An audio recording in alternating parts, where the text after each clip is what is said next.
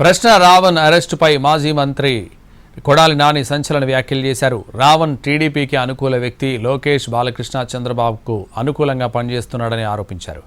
Raavan YCP వ్యక్తి అని ప్రచారం చేస్తోంది టీడీపీ, పేటీఎం బ్యాచ్ మాత్రమేనంటున్నారు.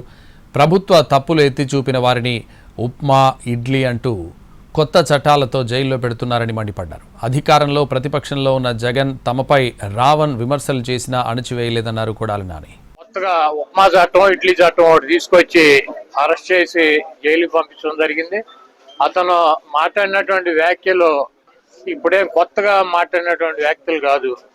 ఎందుకంటే ఈ రాష్ట్రంలో ముఖ్యమంత్రులుగా, ఉప ముఖ్యమంత్రులుగా అనేక రకాలైనటువంటి పదవుల్లో ఉన్నటువంటి వ్యక్తులే అంతకన్నా ఇంకా భయంకరమైనటువంటి భాషలో మాట్లాడినటువంటి పరిస్థితి ఉంది.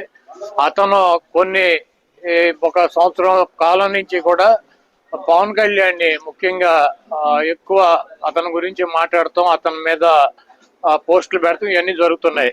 కాబట్టి ఒక కక్ష కట్టినటువంటి వాతావరణంలో మరి పవన్ కళ్యాణ్ పార్టీ సంబంధించినటువంటి పార్టీ జనసేన కేసులు పెడతాం, అతన్ని పోలీస్ స్టేషన్లకు 4 స్టేషన్లకు తిప్పటం, అక్కడ జనసేన శ్రేణులు దాడికి వెళ్ళటం, అయినా కూడా మరి మేజిస్ట్రేట్లు బెయిల్ ఇవ్వటం వలన కొత్తగా ఉప్మా చట్టం అని ఒకటి తీసుకొచ్చి అతను జైలుకి పంపించడం జరిగింది.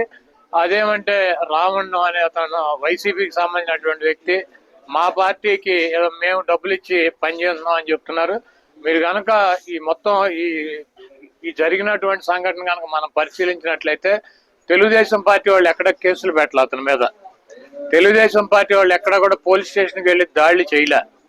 తెలుగుదేశం పార్టీ ఎక్కడ కూడా అతని గురించి కానీ, అతను సోషల్ మీడియాలో కానీ రావణ్ చెడ్డవాడనో లేకపోతే అతని గురించి ఎక్కడ కూడా విమర్శలు చేయట్లా. జగన్మోహన్ రెడ్డి గారి మీద కూడా అనేక రకాలైన విమర్శలు చేశాడు. మేము ప్రతిపక్షంలోకి వచ్చినా కూడా మా మీద విమర్శలు చేశాడు.